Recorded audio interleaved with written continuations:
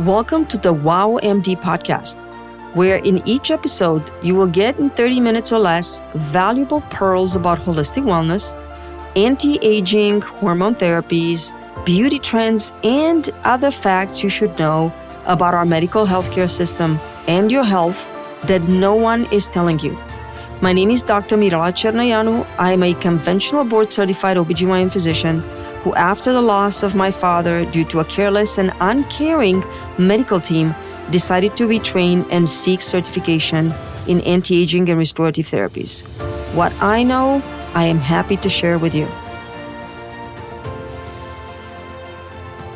Welcome back to another episode of the Wellness Optimizing Warrior MD and the third and final part on hormone health optimization.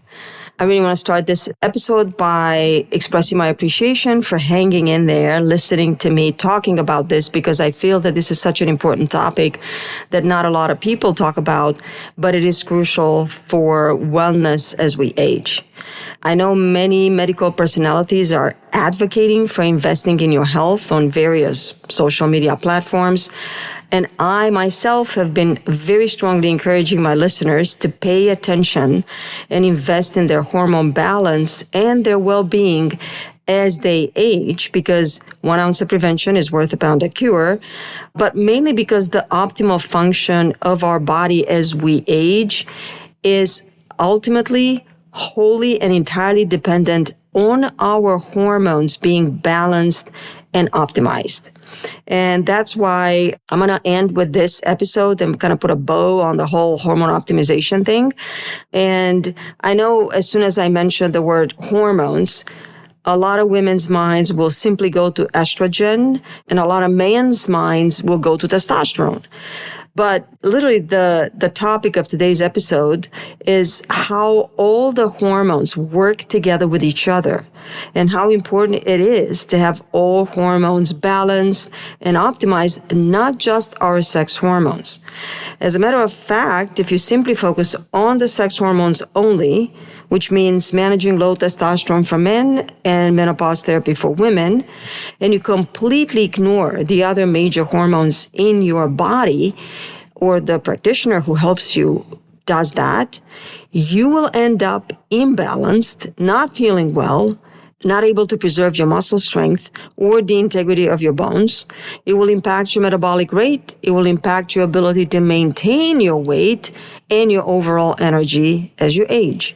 So before I get into estrogen specifically for menopause management for women and all the other hormones, I really want to tell you that it is impossible to balance and optimize your hormones if you ignore two critical phenomenons which will impact your hormone health greatly. And that's what I want to talk about here. And I did hint to those things in the previous two episodes, but I just want to take the information I provided one step further and dig a little deeper. Number one is the integrity of your digestive lining, your gut barrier. And number two is inflammation. So number one, the integrity of our digestive lining. Not many people talk about how important your digestive barrier is in maintaining an optimal hormone balance. Your digestive system is absolutely vital in processing, metabolizing, and eliminating all your hormones, especially your sex hormones. And this is critically important when you're receiving hormone therapy for menopause as a woman or testosterone therapy for men. And here's the thing. Most women and men alike do not consider the implications of what will happen with the hormones they are using beyond whether they help alleviate their symptoms and make their life better or not. But a vital part of the dialogue between practitioner and patient that is missing in probably the majority of circumstances when hormone therapies are discussed and considered and initiated is how the overall digestion of the person receiving the hormone therapy actually is. I did a podcast episode last year in 2025, just about summertime. I think it was in June, when I talked about intravenous vitamin therapy.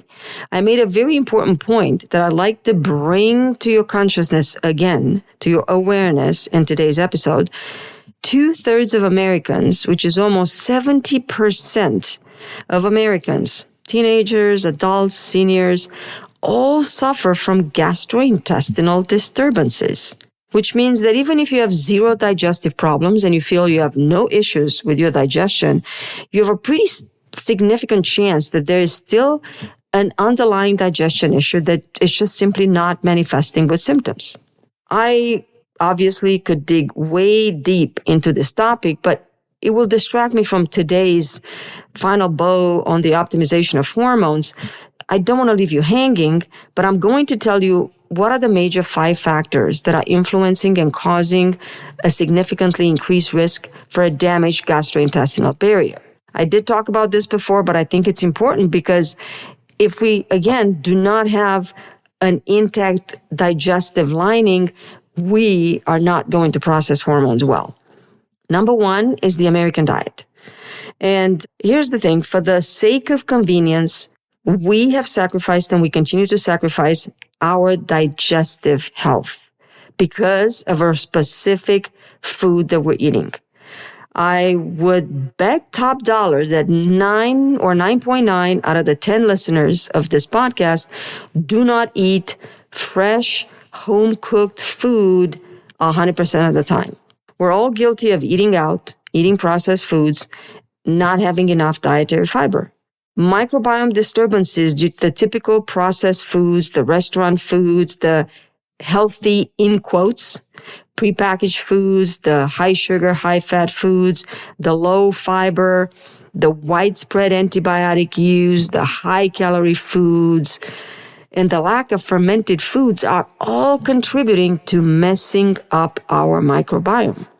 And very few people using hormones, especially women using menopause therapy after menopause, are aware of how important their microbiome is for the processing and elimination of these hormones, especially estrogen in women.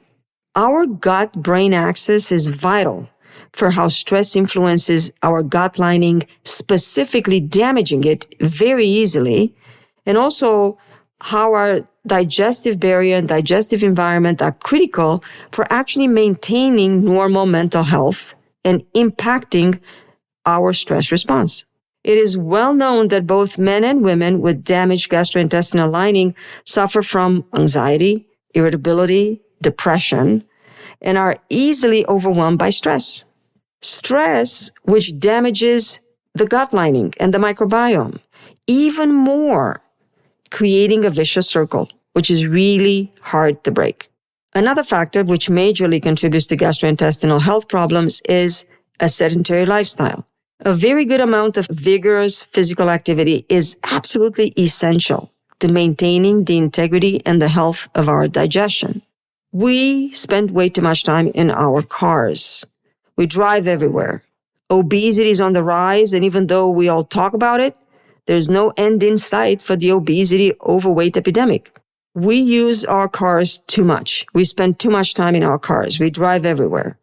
We spend too much time sitting on our chairs in front of our computers because that's work, right? These two things contribute to obesity. Obesity is on the rise, and even though we all talk about it, there's really no end in sight for the obesity overweight epidemic.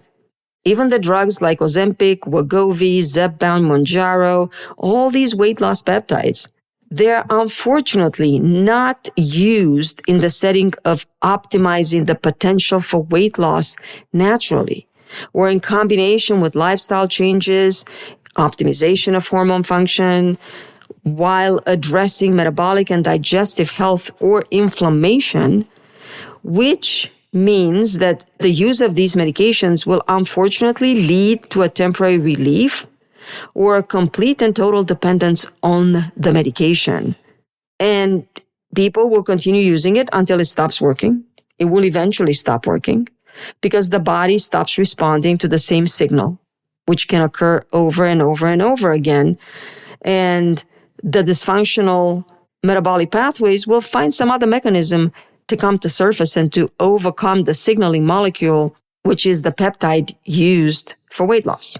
Lots more to say about this. I don't want to get distracted. I'm just going to stick with the 5 factors that are increasing the gastrointestinal disturbances in the majority of Americans. Number 3 is the enormous amount of stress that most people are under in today's demanding society, and the large amount of mental health problems that many teenagers, adults, and seniors suffer from in today's world. Remember the gut-brain axis? Well, mental health impacts digestive health, and digestive health determines mental health. It is a very important bidirectional connection, which is unfortunately ignored by pretty much all mental health practitioners and prescribers of mental health medication, and also ignored by the gastroenterologists outside of the casual recommendation, hey, avoid stress because it will increase your chance of IBS or worsen your IBS. Well, okay, doctor, how am I going to do that exactly? Number 4, and a very important factor, is the widespread use of medications. 9 out of 10 listeners of this podcast episode have probably used ibuprofen, Advil, Aleve, aspirin, etc. All of these over-the-counter medications are included in the large family of non-steroidal anti-inflammatory agents. There are men and women who have taken these or are taking these medications like candy for aches and pains, for headaches, for joint pain, for back pain, etc. Unfortunately, all this family of medications has a very strong capability of damaging the digestive lining. And this is not something you're going to find on the label warning you about the possible side effects. But it is one of the most important consequences for your health when you use these over-the-counter medications, damaging your lining and also your kidney function. It's very unfortunate, but our medical community is increasingly reliant on big pharma solutions to address any problems that could otherwise probably be resolved with digestive changes, dietary changes, lifestyle changes, and possibly just vitamins and stress and lifestyle modifications. Number 5 are environmental factors. I just want to throw those in. I've talked about these before quite a bit. I believe in 2024. They're really important. They play a huge role in damaging our digestive health. We are increasingly exposed to a large array of chemicals in our day-to-day life, which will influence our digestive health and our immune system. And on top of that, these environmental factors, all these chemicals will influence our hormone receptors, disrupting our hormone balance.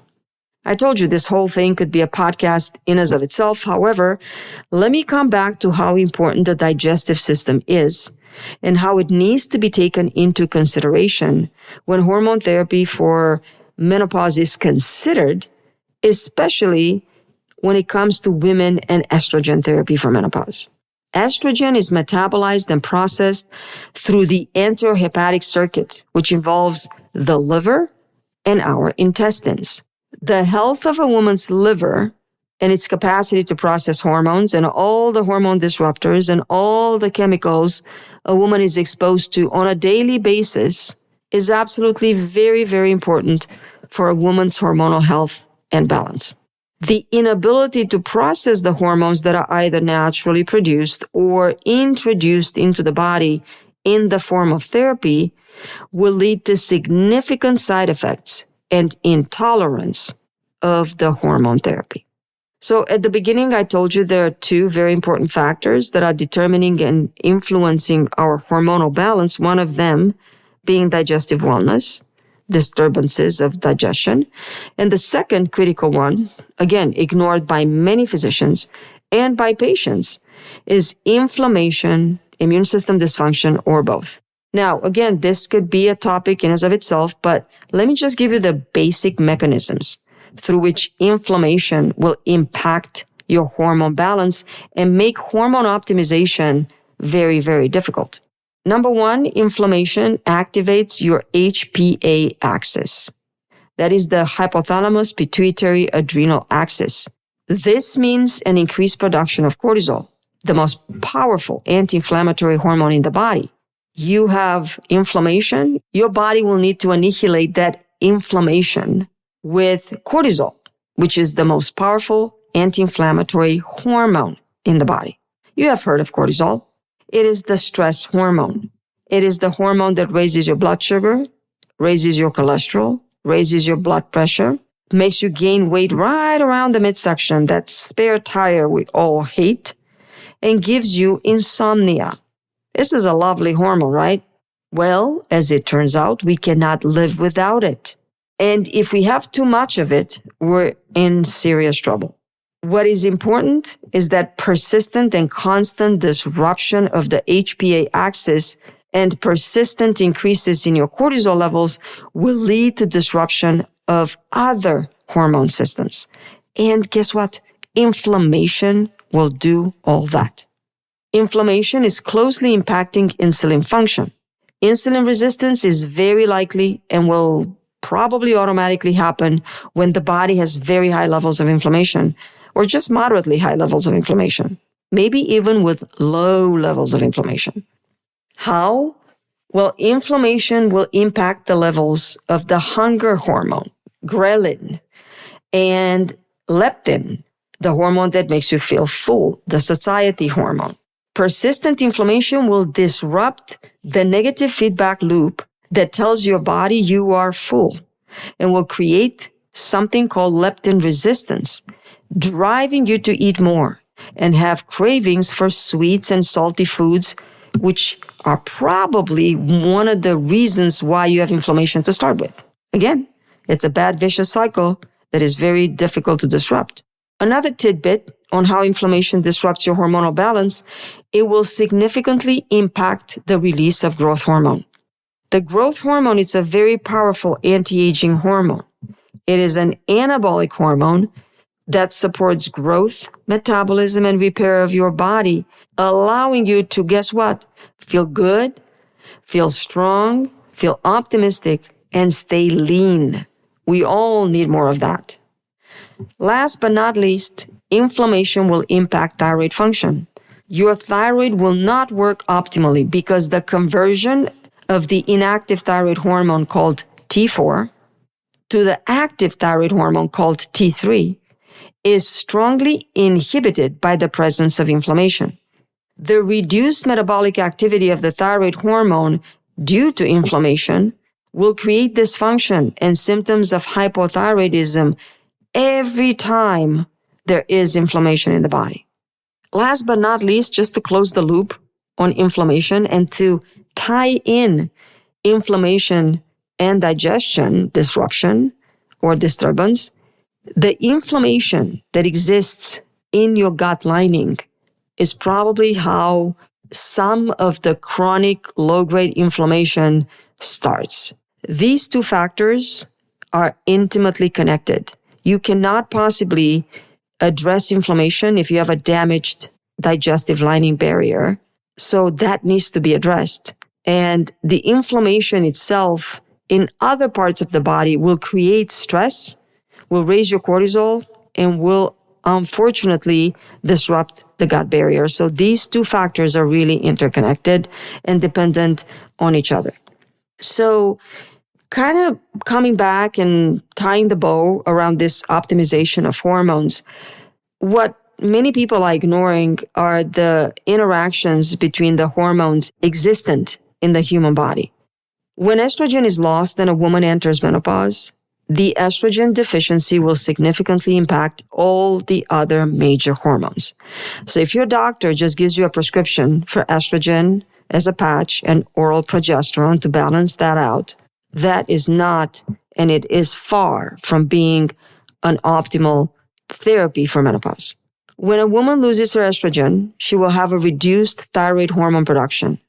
And there is an increased risk of autoimmune thyroiditis, specifically Hashimoto, which everybody knows it's much more common in women. Estrogen levels will impact how thyroid hormones are processed within the female body. This means that when a woman is deficient in estrogen, the deficiency of estrogen can unfortunately cause symptoms of hypothyroidism, even if her thyroid levels might be normal on the blood work. Now, as a rule of thumb, many physicians who practice hormone therapy and who are experienced in optimizing hormones and who are cognizant of the value and importance of optimization of hormone therapy rather than just giving you a prescription for the patch, they are also aware of this very important interaction between estrogen and thyroid. When a woman comes in for evaluation and she's estrogen deficient, even though her thyroid levels might be low or suboptimal, many physicians will not rush in to address the thyroid dysfunction, but instead will focus on collecting data, analyzing, and addressing the estrogen deficiency first. And then once estrogen has been optimized, then thyroid levels will be reevaluated. I do believe many women are treated for thyroid dysfunction way too early, and they are unnecessarily started on therapy medication for thyroid dysfunction, when in reality, we, the physicians, should give estrogen deficiency priority when addressing all the symptoms that a woman is presenting with and allowing her thyroid dysfunction to autocorrect once estrogen is optimized. Consider the fact that there is a huge overlap between the symptoms caused by estrogen deficiency and those caused by thyroid dysfunction like hypothyroidism. Let me give you a few examples. Fatigue is caused by both estrogen deficiency and hypothyroidism. Weight gain, dry skin, hair loss, fogginess, and forgetfulness are caused by both estrogen deficiency and hypothyroidism. And anxiety and depression are also caused by low estrogen and low thyroid.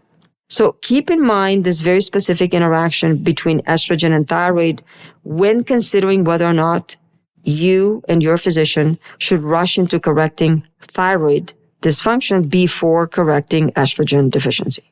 A few words on the interaction between estrogen deficiency and cortisol, the stress hormone.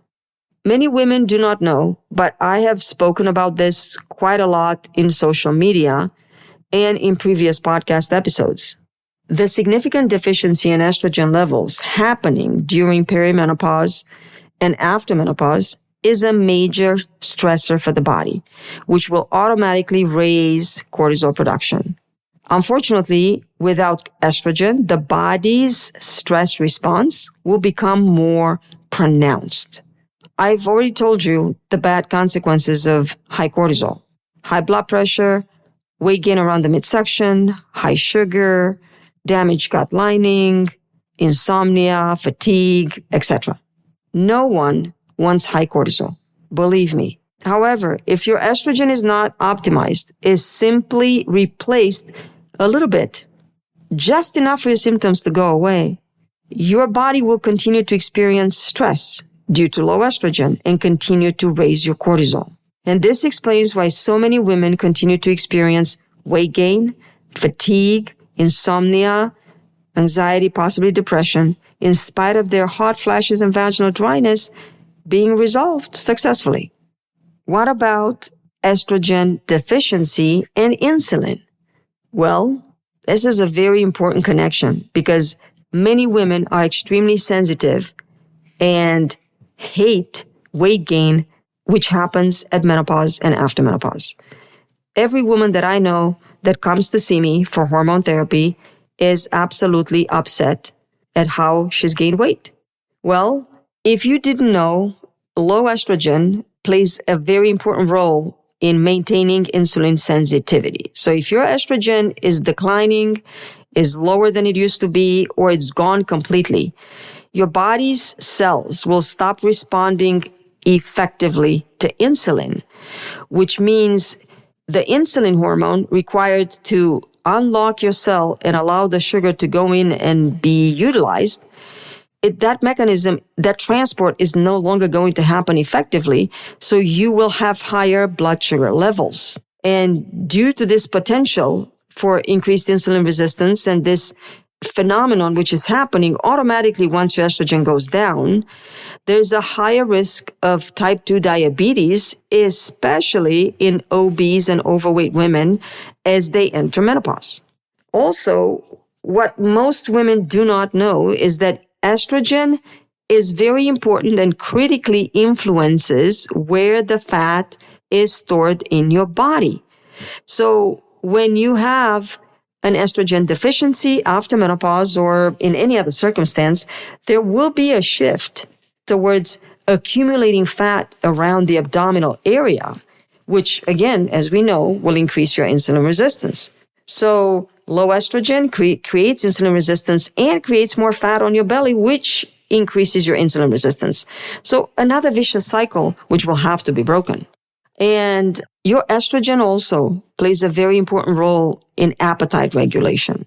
So once your estrogen goes down or disappears completely, you will possibly have changes in your hunger or feeling full signals, which is another problem contributing to weight gain and complicating the insulin sensitivity. So keep in mind that estrogen is key when it comes to your metabolic rate, your weight gain, and your insulin resistance. And last but not least, once your estrogen declines and you suffer from estrogen deficiency, it will influence the activity and the secretion of your growth hormone. Remember, growth hormone is one of the most important anabolic hormones in the body, which has the potential and the capacity to grow, to repair your tissues, especially your muscle mass and your bone. So estrogen stimulates the release of growth hormone from your pituitary gland. When you lose your estrogen, like it happens during menopause or other conditions, your secretion of growth hormone will be reduced. So you can suffer from growth hormone deficiency just because you have less estrogen. So it's a double whammy. Estrogen helps you with your metabolic rate and your insulin sensitivity. Now you lose it, you also lose the sensitivity caused by the growth hormone and the anabolic capacity and potency of growth hormone. Also, estrogen helps the sensitivity of the cells and their response to the growth hormone. So once your estrogen is gone, the cells will stop responding to growth hormone as well as they did when you had plenty of estrogen around. So bringing in a little bit of estrogen, maybe 25% of what you used to have, just to take away the hot flashes, will not serve your body's ability to control metabolic rate, to repair, to restore, and to keep your hormone levels optimized. And remember, growth hormone plays very, very important roles in overall metabolism, fat oxidation, muscle growth. So because without estrogen, we have less of growth hormone, now we're going to have more changes in body mass composition, more fat, less muscle, no matter how much you exercise in the gym. So as you can tell, estrogen is tied in to all the other hormone systems in the body. And optimizing estrogen levels, not just replacing a little bit of estrogen to make your symptoms go away, is actually probably going to get more and more valuable as we progress into learning more about menopause and hormone therapy for menopause, because the patch and the progesterone orally are not the answer. We need to dig deeper into what's happening with the other hormones. Do you have inflammation? What's going on with your digestive health? Do you or should you be on testosterone? And is anyone monitoring your hormone levels and looking at everything else on top of just prescribing you the patch and the progesterone? I sincerely hope that this series of hormone optimization has proven helpful to you and at least has opened the door or the window towards knowing more about optimizing your hormones and being a little bit more picky and choosy about who manages your hormone therapy, or at least having a primary care physician that's on board with your practitioner managing hormones so they work together to optimize your well-being as you age. Thank you very much. And with this, I will close today's episode, and I hope to hear you and see you next week. Thank you for trusting me with your time, and thank you for listening to today's episode. If the content I provided wowed you, was helpful and valuable to either you or someone close to you, please do me a favor and leave me a review. I am very open and welcome any kind of feedback as well as suggestions on any content ideas. So please forward those suggestions to Jessica, my patient care coordinator, through our website, herabeautyandwellness.com. And I look forward to our time together next episode.